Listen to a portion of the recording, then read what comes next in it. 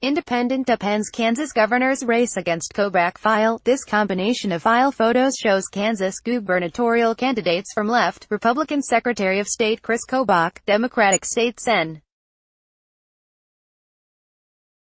Laura Kelly, and independent candidate, businessman Greg Orman, who are running in the November 2018 election. Democrats horrified by the thought that provocative conservative Kobach could be Kansas' next governor are attacking Orman, a Kansas City area businessman running as an independent. Thad Alton, the Topeka Capital Journal via AP, file, Topeka, Kansas. AP, Democrats horrified by the thought that provocative conservative Chris Kobach could be Kansas' next governor are attacking a Kansas City area businessman whose independent candidacy could thwart their ambitions and help elect the Republican.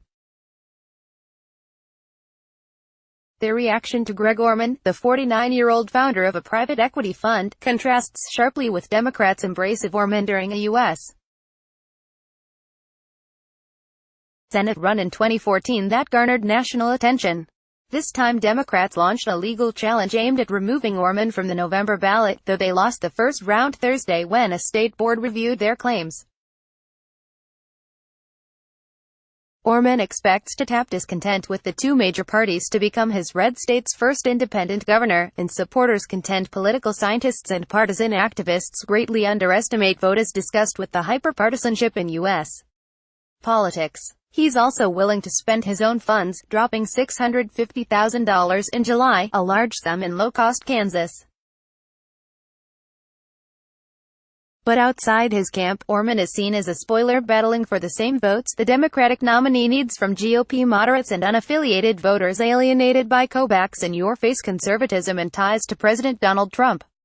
Let's say he picks up 15–16%, and Kobach wins with less than 45%, said Chris Reeves, a Kansas City area activist who represents Kansas on the Democratic National Committee. Greg Orman better be prepared to be run out of town on a rail. A top Democrats aide filed a formal objection with the state this week questioning the validity of petitions signed by registered voters that Orman submitted to the state to gain his ballot spot. A three-member, all-Republican elections board, led by Kobach's top deputy, brushed aside almost all of the issues raised in the petition as less important than preserving another choice for voters. The Democrats' attorney said a lawsuit is possible and Orman's campaign manager said he would be shocked if one wasn't filed. "We aren't going to be deterred by these tactics," Orman told reporters Thursday. Kobach, 52, the Kansas Secretary of State, defeated Governor Jeff Collier in the Republican primary after being tweet-endorsed by Trump. Kobach promises to slash taxes, push for tough state laws against illegal immigration and sustain strong anti-abortion laws. An advocate of strict voter ID laws, he was vice chairman of a now-disbanded Trump Commission on Voter Fraud. The Democratic nominee, State Sen. Laura Kelly, 68, of Topeka, sees Kobach's brand of conservatism as a threat to public schools and government services. She supports abortion rights. Kobach lumps Kelly and Orman together as fellow liberals. Kelly contends disaffected GOP moderates and unaffiliated voters will support her instead of Orman. "I don't think that they're going to waste their vote," she said.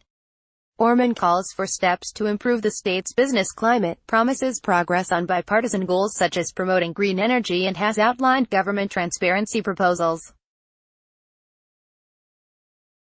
He described himself in 2014 as pro-choice on abortion but now avoids labels and says he would work to decrease unwanted pregnancies. The U.S. has only one independent governor, Bill Walker of Alaska, and two independent U.S. Senators, Angus King of Maine, and Bernie Sanders of Vermont, now the patriarch of Democratic socialism. Orman is the most serious independent candidate for Kansas governor since the 1930s. An Orman victory, I think, would elevate the quality of independent candidates everywhere in the country, said Charles Whelan, a Dartmouth University senior economics lecturer and co-chairman of Unite America, a centrist group backing Orman and other independents. Orman, a Princeton graduate, established an energy-efficient lighting company and was a Kansas City Power He helped found the Denali Partners Equity Fund in 2004. He takes on stakes in outside firms and has an active management role in them. Republicans hashed over Orman's business dealings in 2014, and Kobach resurrected some criticisms recently. But Democrats also are chiming in. Kansas Senate Democratic leader Anthony Hensley, whose chief of staff filed the legal challenge to Orman's candidacy, derided Orman as a vulture capitalist. Orman said his approach is to hold businesses and grow them. Orman's relationship with prominent Democrats was less contentious 4 years ago as he ran as an independent against veteran Republican U.S. Senator Pat Roberts. The Democratic nominee dropped out after Orman did well in early polling, and the party fought successfully in court against efforts by Kobach to force it to name a replacement candidate. This was the very same person who the Democrats found so acceptable and so lovable as a candidate that they got their guy off the ballot, Kobach told reporters Thursday. Roberts won after the GOP brought in big stars like Sarah Palin and made his race about regaining control of the U.S. Senate. Afterward, Orman wrote a book, A Declaration of Independence, about breaking the two-party stranglehold on American politics.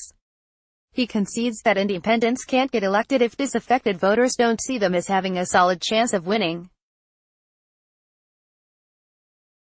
The Kansas GOP began a clean sweep of statewide and congressional races in 2010, and 44% of the state's 1.8 million registered voters are Republicans.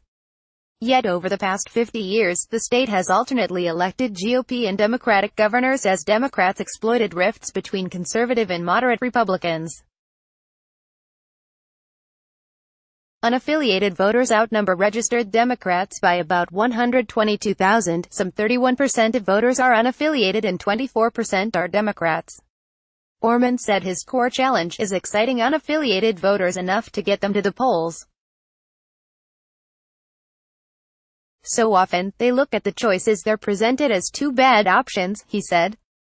You know, they're being forced to choose between the shingles and the flu, and they don't want either. Also contributing was Associated Press writer Roxana Hiegman in Wichita.